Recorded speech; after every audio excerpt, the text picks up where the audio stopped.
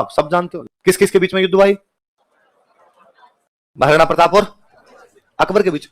अच्छा, अकबर खुद युद्ध में आया नहीं था, मुगल बादशाह खुद युद्ध में कम ही जाते, सेनापति भेजते। अकबर अजमेर तक आया था। कहां तक आया था? अजमेर तक आया। अजमेर में आने के बाद उसने अपनी सेना भेजी और सेनापति बना के भेजा मानसिंह को। किसको भेजा? पहली बार किसी युद्ध में अकबर ने मानसिंह को सेनापति बना के भेजा था। वो युद्ध कौन सा? हल्दी घाटी से पहले मानसिंह किसी भी युद्ध में स्वतंत्र सेनापति के रूप में नहीं गया था। तो यहाँ पे अकबर की तरफ से सेनापति कौन है? मानसिंह। पहली बार इसी को बना। साथ में एक बंदा और भेजा, आसफ खान। कौन कौन दो सेनापति भेजे? सुन लो एक बार, बाद में लिख लेना, एक साथ लिख लेना आप। एक तो मानसिंह और दूसरा कौन है आपके? किसके तरफ से सेनापति? अकबर खुद आया है क्या? नहीं, अजमेर तक आया। कहां तक आया? यहां से सेना देके उसने मानसिंह का भेजा, सिमरन लिया, बदला लिया तेरा जाके। इधर प्रताप की तरफ से कौन कौन है? तो एक तो सलूम्बर वाले तो हमेशा हरावल में रहते हैं, तो कृष्णदास चुंडावत। सलूम्बर के कौन थे? कृष्णदास चुंडावत। एक ग्वालियर के राजा थे रामसा तोमर। ग्वालियर के राजा कौन थे? रामसा तोमर के बेटे के साथ में महाराणा प्रताप की बहन की शादी कर रखी थी, तो रिश्तेदार भी लगते थे। अकबर ने ग्वालियर पर कब्जा कर लिया था, तो ये अकबर से नाराज भी चल रहे थे। प्रताप चाहते थे कि वे लोग जो अकबर से नाराज चल रहे हैं उनका गठबंधन बना लिया जाए, तो इनको ग्वालियर वालों को इन्वाइट किया, भाई आप आ जाओ। तो ग्वालियर से साथ देने के लिए कौन है? रामसा तोमर।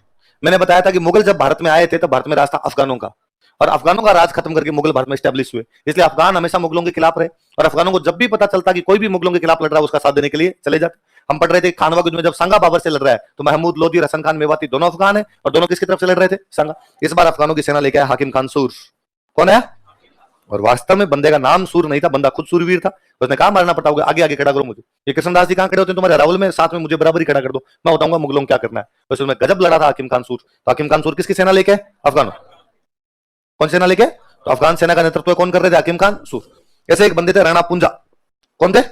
यहाँ एक जनजाति रहती है भील, तो भीलों की सेना लेके कोई आए थे, तो वो कौन थे? तो भीलों की सेना का सेनापति तो कौन कर रहे थे? अफगानों की सेना का। ग्वालियर से कौन है? सलूम्बर से। प्रताप खुद युद्ध में थे, उधर अकबर खुद युद्ध के मैदान में नहीं था, उसके दो सेनापति आए, कौन कौन?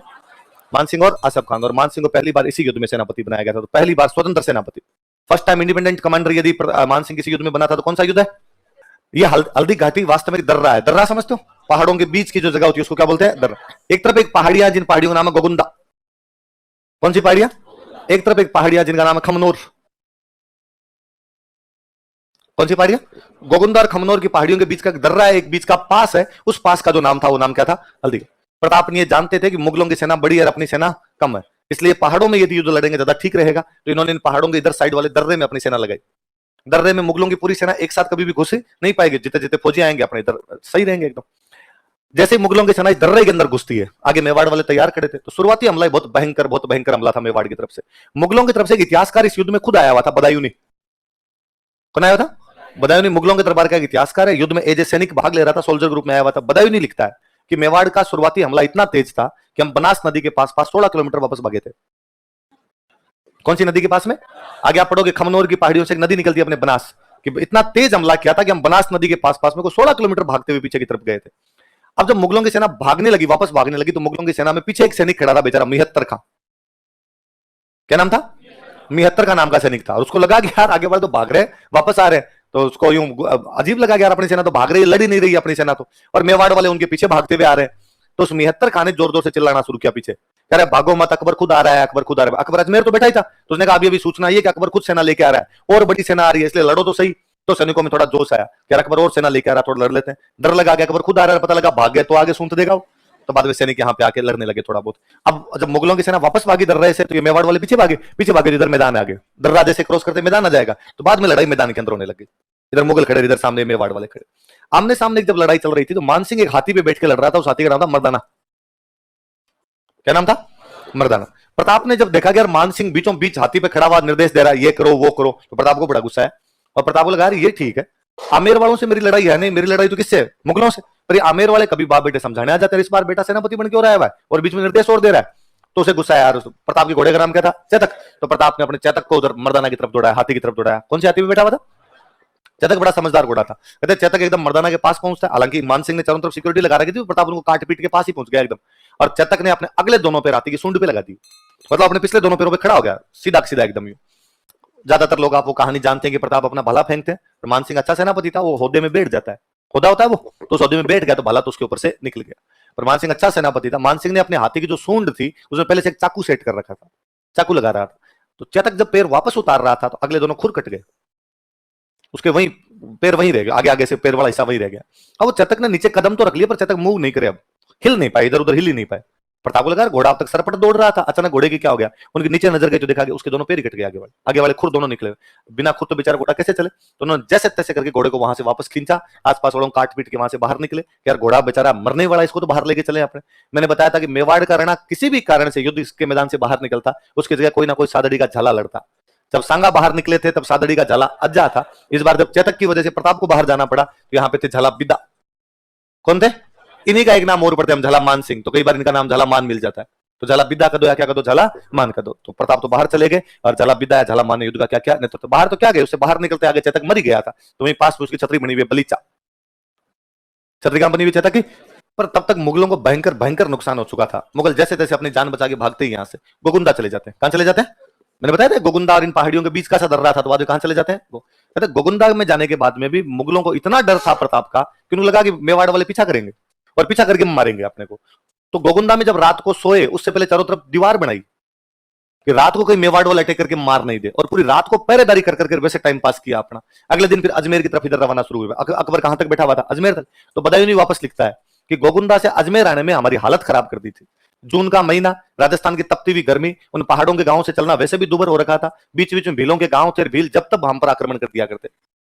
हमारी पूरी सेना एक साथ तो चल नहीं सकती थी, राशन पानी वाले थोड़े पीछे रह जाए, जिनके पास बाहर है वो थोड़े धीरे धीमे चलेंगे, खाली चल रहा है वो तेज चलेगा, जिसके पास में कोई आटा नमक मिर्चें जो दे रखे वो बेचारी धीरे धीरे टुकड़ी आती कोई, तो वो टुकड़ी बेचारी पीछे रह जाती। भील पता नहीं 10-15 के ग्रुप में कहां पर अटैक करते, वाटा छीन ले जाते। यदि किसी गांव से पानी लेने के लिए गए तो गांव वालों ने कूट कूट के मुगलों को मार दिया। तो बदायूं ने कहता है कि जैसे तैसे भगवान का नाम लेके अजमेर तक का रास्ता अदा किया था। अजमेर यहाँ अकबर के पास पेश हुए, अकबर ने जाते पूछा यहाँ भाई पकड़ा है प्रताप को? तो नहीं। तो मार दिया? नहीं। संधि कर ली उसने? नहीं। तो हरा दिया? नहीं। क्या सोच कर आया था कि सरदार खुश होगा, इनाम देगा? और उसने मान सिंह आसफ खान कहा कि मांगता हूं आज के बाद मेरे दरबार में दिखे टांगे तोड़ दूंगा दोनों की। अरे सर सुनो, मैं थप्पड़ मारूंगा, दिखना मत। तो मान सिंह और आसफ खान दोनों का दरबार में आना। और अकबर ने कहा, उन्होंने कहा सर सुनो तो सही, पकड़ना इतना सरल नहीं है, मेवाड़ को जीतना इतना सरल भी। अकबर ने कहा मैं जा रहा, मैं बताता हूं तुम्हें कैसे पकड़ के लाते हैं। सर आप देख लो। तो 1576 के लास्ट में अकबर खुद मेवाड़ पर अटैक कर देता है। उदयपुर के आसपास वाली जगह पर उसने कब्जा किया, यहां पर आके बैठा। मेवाड़ वालों को पता चला, अकबर और बड़ी सेना लेके आ गया, इन्होंने खुद को फिर पहाड़ियों में शिफ्ट किया। वह पहाड़ों में लड़ेंगे, मैदान में तो लड़ाई हो नहीं पाएगी, पहाड़ियों में शिफ्ट। अब अकबर इधर उदयपुर के आसपास वाली जगह पे कब्जा करता है, दिल्ली अपनी टुकड़ियां में लाओ पकड़ गए। पर अब मुगल पहाड़ों में लड़ने के अभ्यस्त ही नहीं थे। पहाड़े आप जहां के लोकल हो, उन पहाड़ों को तो आप ज्यादा जानते हो। अब बेचारे को टुकड़ी पहाड़ों में छोटी छोटी टुकड़ियां जाती, पूरी जाती नहीं। मेवाड़ वाले पड़ते पता नहीं कहां से आक्रमण करते, उस टुकड़ी को मार देते। बेचारे बच्चे खुचे सैनिक भाग भूख के वापस आते, या कभी कोई टुकड़ी जाती उसको भी मिलती ही नहीं, वो टुकड़ी बेचारी दिन में भूख मर मुरा के शाम तक वापस आ जाती। अकबर ने फाइनली पूछा यार क्या कारण है, पकड़ क्यों नहीं पा रहे, ऐसा क्या है कि तुम उसको पकड़ ही नहीं पा रहे, जा ही नहीं पा रहे वहां तक, डेली मार मार खा खा के आते हो वहां से? उन्होंने कहा साहब हम मुगल हैं, गूगल थोड़ी है, जो रास्ते पता हो, रास्ता तो जिनको पता है उनको ही पता है। अकबर के थोड़े दिनों में समझ में आ गया कि इन पहाड़ों में अपनी पार तो पड़ेगी नहीं। तो अकबर उदयपुर पे कब्जा करता है, उदयपुर का नाम बदल के कर देता मुहम्मदाबाद। क्या कर देता? और अपने 2 बंदों को उदयपुर सौंप देता है। एक तो मान सिंह के अंकल थे जिनका नाम था जगन्नाथ कछवाहा। क्या नाम था? हल्दी घाटी वाले युद्ध में लड़के गए हुए थे, तो इनकी पोस्टिंग यहीं पर कर दी, भाई आप ये उदयपुर संभालो। और एक बंदा था सैयद फखरुद्दीन। क्या नाम दूसरे बंदे का? अब अकबर समझदार आदमी था, अकबर दिमाग लगाया कि यार भाई मेवाड़ वाले इतनी आसानी से हार नहीं मान रहे, इसका क्या कारण है? तो अकबर के एक बार फिर वही कारण समझ में आया कि 1568 में उसने चित्तौड़ पर कब्जा कर लिया था, उसके बावजूद भी उदय सिंह ने उससे संधि नहीं की थी। तो उसे तब समझ में आया कि उदय सिंह की शक्ति का बड़ा कारण है कि उदय सिंह को पास पड़ोस वाले सहायता देते रहते हैं, इसलिए उसने बूंदी के राजा को उदय सिंह से तोड़ दिया था। मैंने आपको पिछली क्लास में बात बताई थी कि 1569 में बूंदी पर अटैक करता है, राजा सुरजन उसके साथ में संधि करके उसको रणथंभौर का किला दे देता है। पढ़ा था हमने? तो लगा प्रताप के सहयोगियों को तोड़ा जाए, तो प्रताप के सहयोगी कौन कौन है? पता चला था बांसवाड़ा और डूंगरपुर।